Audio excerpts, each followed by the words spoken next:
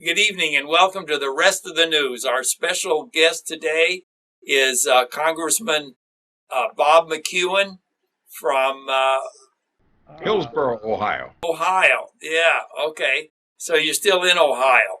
Yes, sir. And Ed Holloway is a former state representative from here in Kentucky, and he's going to help us talk about. Hold that one up, Ed. This is a tremendous video that the Congressman McEwen has recorded. And as I was telling them a few minutes ago, I think this is the best video I've ever seen. To tell you the truth, Dr. Simon gave me this to take a look at. I looked at it, then I took it to several friends because I was so impressed. And my wife commented that she hasn't seen anything this informative in ages. And complex, the thing is pyramided from that to a point that I'm having requests now for other copies so they can give to their friends. And I think as much as we can disseminate the information as it contained in here, and the points that you make are so clear and so distinguished that you can never question the validity of each of the points that you made in that video. That's right. Well, let him comment. How would you summarize this video? Well, one of the things that I do when I'm invited to be a guest in college campuses and things is I ask the question, how does a person become wealthy? And it's apparent that they have all sorts of discussion, power and race, and I understand all that, but how does a person create wealth? Well, they go back who you know and the connections and education, I understand that, but how does one create wealth? I usually spend the first 10 or 12 minutes allowing them to wander around and obviously come to the point that they do not know how wealth is created. Why is it that in Arizona there are beautiful golf courses, gorgeous homes, beautiful cars? When you go across a river about the width of a 8-lane highway, suddenly you can't drink the water, the phones don't work, the hospitals are unsafe. Well, the ground hasn't changed, the air hasn't changed, the sky hasn't changed. What has changed? The political system has changed. Therefore, it would be wise for us to know why some places are rich and some places are poor, why some people are rich and why some people are poor. And the fundamental principles are the same. You apply them, you can make any rich place poor, or you can make any poor place rich. And when I was young, the richest city on the planet, not even close, by nearly 20%, 18% richer than the second richest spot any place on the planet, was a place called Detroit, Michigan. And that city, the elected folks to office who said, we can put a stop to this. And so Detroit is now the poorest city in North America. It has 48,000 single-family dwellings that are not uninhabited or uninhabitable. And the city population, as people are escaping, is now below what it was in 1900. So the principles can either make a place rich or poor. And there's a reason why America produces more wealth than the rest of the world combined, more inventions, more copyrights, more plays and symphonies than the rest of the world, more Nobel Prize winners. There's something here, and unless we understand what it is, we will end up destroying it, as we have seen has happened in many of the cities, and as we see an entire generation chanting that given the option in this presidential election of 2016, they would choose the philosophy of Hugo Chavez in Venezuela and do to America what he did to their country, the sixth richest country in the Western Hemisphere when he took office, and now you can't even get toilet paper. Socialism always creates poverty, and we need to understand what it is and how it works. And it's not that complicated, by the way. Fantastic. Well, I think one of the things that impressed me, I guess most of it, is that I am a living example of all of the things that are in here. And by today's standards, I was culturally, socially, and economically deprived as a youth. But I've been extremely successful, and in terms of personal wealth, education, and a family, and all of the things that you outlined here were living examples of what I've enjoyed as a basic American. And all of that is something that's missing in a younger generation. I talk to the children in my own neighborhood, and I ask them what they're doing now. And this one young fellow that's 3 doors down, he looks like he could play for the Green Bay Packers. I asked him, he played football, and he said, no, I'm in performing arts. I'm going to major in performing arts. Another girl is a dance therapist in college. And I said, Dance therapist. you work on injured actor? No, it's about the philosophy of the dance. And it's true. So, and I then saw a statistic the other day that 51% of the college graduates for the last 2 or 3 years are working in jobs that do not require a college degree. So all of those things that are playing out that is missing from the educational system, from their own parents, that generation that started the downward run has been passed on to their children. And this is the first thing I've seen, and I don't get, I want to, but I can't help but compliment the fact that this narrows it down, and in 1 hour you can tell a whole story and then create enough That's questions in their mind that they're coming back and saying, what about this? What about that? And what can I do about this? So it's a motivational factor as much as anything else. And it gives hope. And I appreciate those words. And let me just explain what the title is. It's Politics Easy as Pie. Right. And it's a formula. P equals I plus E. Right. Politics equals integrity Right. plus economics. Those are the only two things that you vote on. If you're voting in Boston or in Baghdad or in Belgium or in Buenos Aires, you only vote on two things. You vote on integrity, which is the spiritual value system Right. of the country. If you sign a contract, you should honor it, as we had on every school wall. Thou shalt not lie. You shalt not steal. You shalt not bear false witness, of course, by lying. All of the points that thou shalt not covet. Let me just deviate just for a quick moment. We travel quite a bit, of course, and people often want to come up and they say, I've been to America. And my wife is an engaging sort, and she would often ask them, well, what is it about America that surprised you or startled you, or what do you remember the most about America? The answer that comes back more than anything else is, well, in America, you don't have walls around your property. And we began to recognize the rest of the world, Europe, Africa, certainly, the Middle East, and the second you go into Mexico, then I have walls, they have cut glass over the top of the walls. In America, said you don't even know where your yard stops and where your neighbors. Why is that? Because in America, we never wanted to take what another person had. We didn't have the French Revolution where we stole the people's property and killed the owners and burned their furniture.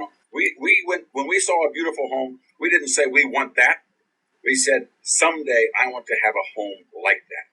See that beautiful car? One of my best friends, the Attorney General in Costa Rica. We were going to dinner. And as we went to dinner, the ladies went in, and he and I stood there for quite some time talking, and I kept saying, one egger, why don't we go eat? Just a moment, Bob, and we keep talking. Finally, a fellow materialized out of the woodwork. He handed him some money, and we went in and we ate dinner. He had to hire someone to watch his car while we were in the restaurant. Now, that's one of the best countries in Latin America. In America, we never wanted to covet. It was put on the walls. We never wanted to covet what someone else had. We wanted to go to work, produce something so that someday we could have a car, we could have a boat, we could have a farm or a house. And that principle of integrity, a spiritual value system, allows the second part to work. And the second part is economics. How does one get money? And very few people understand what that is. Very simply, under a free enterprise system, this is different from socialism. Under a free enterprise system, the only way I freely get money, the only way that people reach into their pocket and hand me money is if I have chosen to do something for them that is of greater value and blessing to them than the money they have in their pocket. So they're driving down the street and they slam on their brakes and pull in the driveway. You're going to clean my car and sweep the rug and clean the windows and clean off the dash. Why, I would much rather have that than have this $10 bill. I would much rather have that pair of shoes than this $50. I would a global positioning. I'll never get lost again. A GPS. I don't need a map. I would much rather have that than have this $200. And under free enterprise, the way a person becomes financially successful is that he blesses others individually. And the greater the blessing, here's the principle. The greater the blessing, the greater the reward. You give a person 5 cups of coffee, one return. 500 cups of coffee, another. 5,000 cups of coffee, 50,000 cups of coffee, a greater return. The greater the contribution, the greater the reward. And that's why all of these things, America, people for thousands of years hoped to fly. Americans invented the airplane and the light bulb and the telegraph and the telephone and the global positioning system. At this moment, there is a tanker there that is parking in the Singapore harbor and is using a global positioning system that was invented and maintained by Americans. At this moment, there is a Mercedes dealer in Buenos Aires ordering a part from Frankfurt, Germany, using an internet that was conceived, invented, and maintained by Americans. Americans put men on the moon. Americans created the air conditioner. Now, why is it that this place creates so much wealth? Let's just do a quick reminder. Half of all the people on Earth live on less than $2 a day. Half of those live on less than $1 a day. We see what's going on in the Middle East. That 26 Arab Muslim countries in the Middle East, including their oil, 26 Arab countries combined gross domestic product. When you take all the goods and services those 26 countries create, all the air conditioners, all the automobiles, all the television sets, all the hair dryers, the combined GDP of those 26 Muslim countries is less than half of the state of California. Now, what is the difference? It's the economic system and the moral value system that America used properly and successfully as a lamp and a lighthouse for the world, and is constantly under attack unless we understand how it works. Say something about where our rights come from, Congressman. Our rights can only come from 2 places, only 2. It either comes from the force of the group, or it comes from God. America was the exception. America said the rights don't come from the king as a generosity of the monarchy. It didn't even say a democracy. In a democracy, and let's be clear about that, the word democracy does not appear in any of our founding documents. And they were scared, our founders were scared to death of a democracy, because in a democracy, the rights come from the majority. Our daughter just returned from a year in Rwanda in mid-Africa. 80% of the people in Rwanda are Hutu, 20% are Tutsi. The 80% voted to kill the 20%, and over the course of 90 days, with machetes, they chopped 1 million people to death. In America, our rights do not come from the majority. Our founders made it abundantly clear. Our rights come from our Creator. I'm trying to think of the words that we hold these truths. Now, a truth is important. It's not an idea, a majority opinion, it's a truth. We hold these truths to be self-evident, that all men are created equal and are endowed by their Creator with certain inalienable rights, and among those are life. Now, this is the first nation and the only nation that the number one purpose of government is to protect life. The very next part of that, finish of that sentence is, and that to secure these rights, governments are instituted among men. The purpose of government is to preserve, first of all, life, then liberty. See, liberty is of precious little value if you're dead. You have to have life first, then liberty, then sewer systems and overpasses. But the first thing you do is protect life.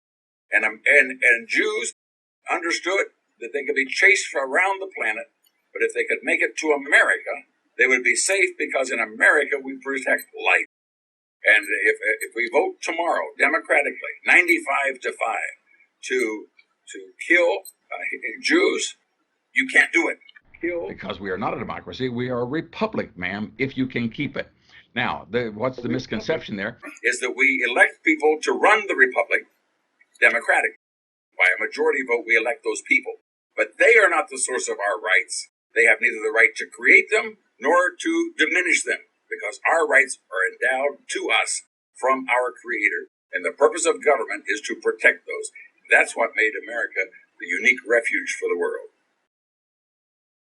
That summarizes, again, all of the things that brought us to where we are today. But the thing that I'm concerned about, and what I'm witnessing as an individual, and having experienced the political process, I'm seeing this thing moving in a form that I equated to a cancer. I'm looking at the military. I belong to involved with Judicial Watch and helping them on some of the lawsuits. And in that process, they were coming up with what's happening in the military, where an Air Force officer had a Bible on his desk, and he was forced to remove that because it might offend somebody. And then they'd taken out of some of the Department of Defense documentation the word one nation under God. And that's been a part of our Constitution and our government since 1776. And all these little cancerous things that are chipping away at the fundamental principles that you just outlined, the way it concerns. And this is why the information that you've provided in that easy as pie political thing is extremely important to be circulated as much as possible. Well, let me just augment exactly what you're saying, and that is, why are they so concerned?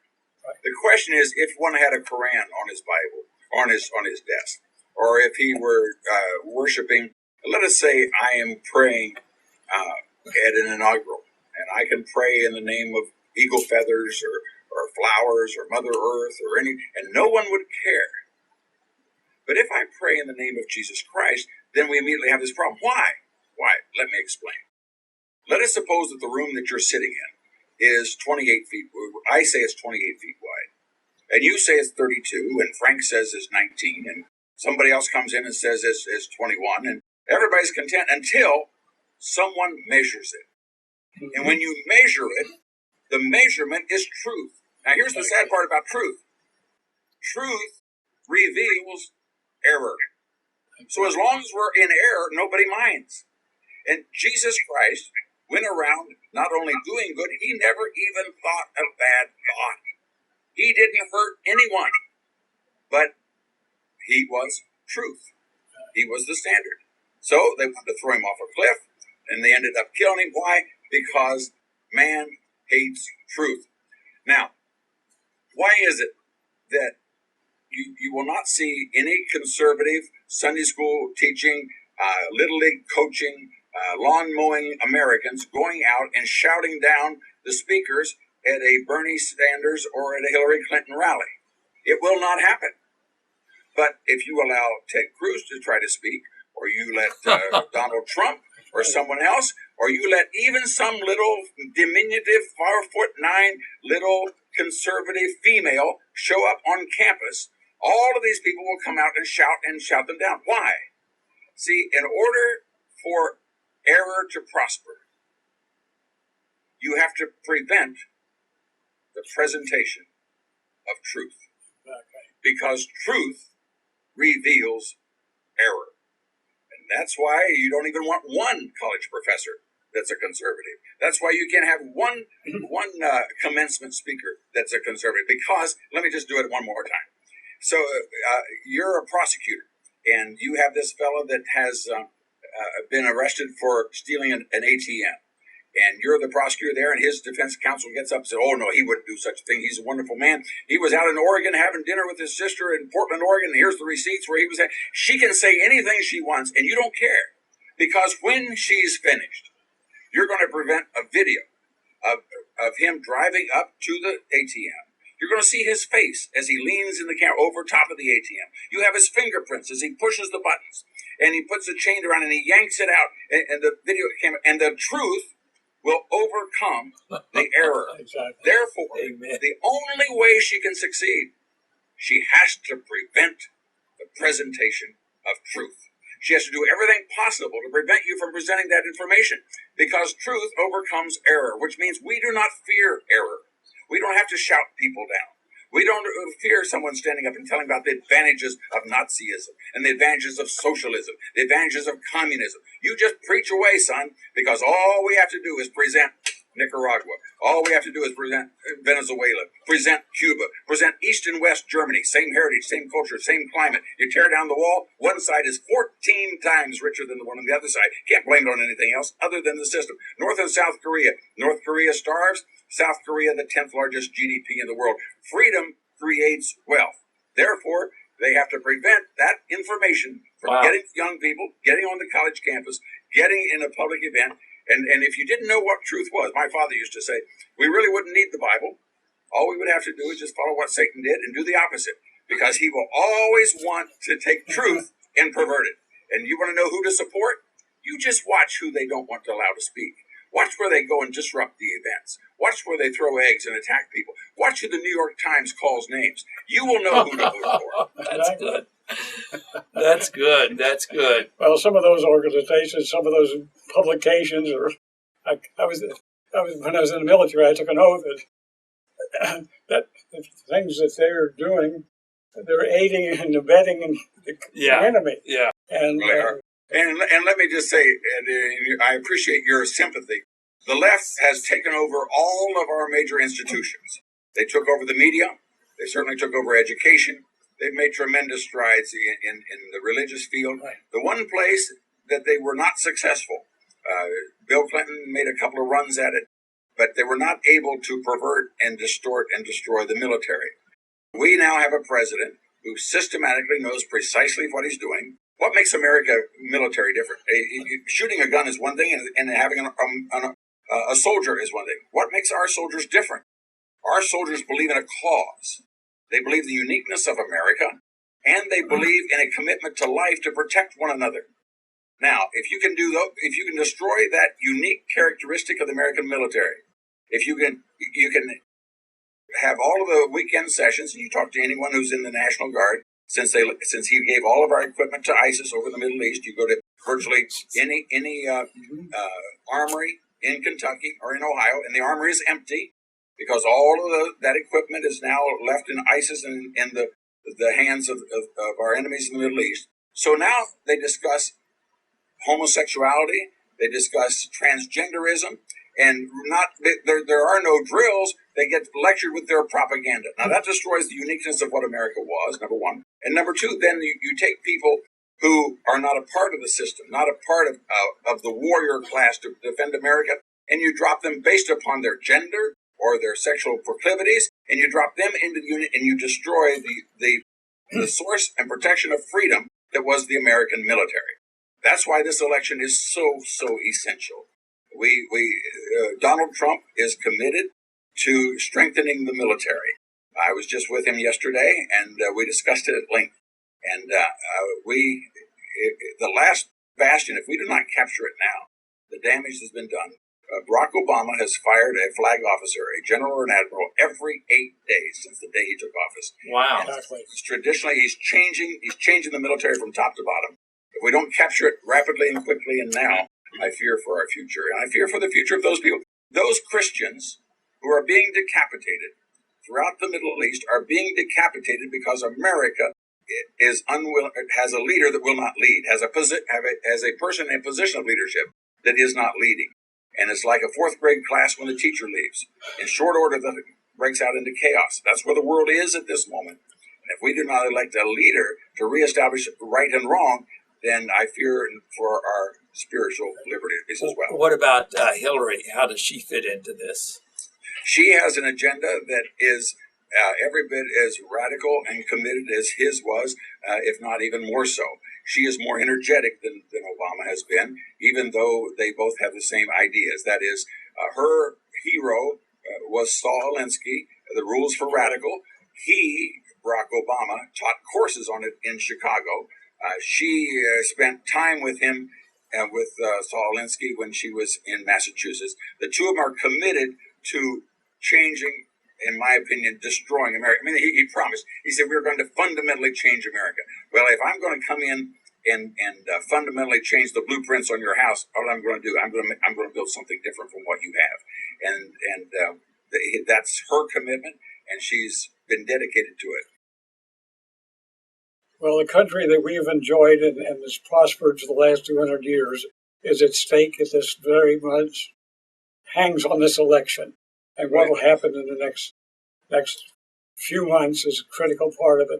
And I was just, when you mentioned the military, I've got some very close friends that are involved as officers in the National Guard, and they were complaining about the constant bombardment they're getting, with all of the regulations that are coming down, and the literally brainwashing the young recruits and others coming into the military, like you just mentioned about the diversity and all the other things that are part of that. And well, you may have seen in it's a critical Massachusetts where thing. the National Guard was marching in a parade, and they made the soldiers wear red high heel pumps. Right. So they had the uniform with the red high heels marching in this Gay Alliance parade. You can, if you make it such that the warrior class, the natural tendency to protect and defend that is inherent in people, right, in males that want to protect their families, if you can so distort that they don't want to join, then you have accomplished a great deal. And that's our commitment. Very simply, when we were attacked at Pearl Harbor, prior to World War II, America was not the world leader. For 450 years, that was Britain. They made all the major decisions. They were the ones that kept the shipping lanes open, and et cetera, et cetera. So when America was attacked at Pearl Harbor, December 7th, 1941, we had the 17th largest army in the world, smaller than Romania. At this current moment, because of this president, our army is now smaller than it was on the day that we invited the attack in December of 1941. The Navy is smaller not since World War II, not since World War I, since Teddy Roosevelt before World War I. The United States Navy said, well, but you have new equipment. And that's the flippant excuse that the Obama administration uses to try to distort us. If they haven't looked, the sea lanes have not diminished because of technology. In fact, they are more important than they ever were. And there is one protector of the sea lanes, and that's the United States of America, as he has chosen to withdraw. Today, this past Wednesday, would be 11 weeks since there was an accord signed in Shanghai between China, India, Russia, and Pakistan. Now, the idea that Pakistan, the sixth largest nation on earth, would sign anything with India is problematic enough. But that is half of the population of the world. In Shanghai, they signed a defense agreement to supplant the American Navy leadership for the shipping lanes of the Pacific. Japan gets all of their oil from there, as well as the Indian Ocean. We are in the process of having destroyed the Army, having reduced the Navy to insignificance, and finally, the United States Air Force at this moment, having cannibalized aircraft just to make them airworthy, is smaller than it was on the day the Air Force was created. So 4 more years of this, and America will be a byword. Exactly. And that's what Hillary would do. It'd be more of the same or worse. Worse. Yep. He had to get up to speed. She's on a roll. Exactly. She's got the people in place now. They had to fire the good people and bring their kind along, and now it's as you've seen, this acceleration of the snowballing effect of contempt for our values and our economy and all the rest in the last 3 years. You're going to see that continue or to see it stop.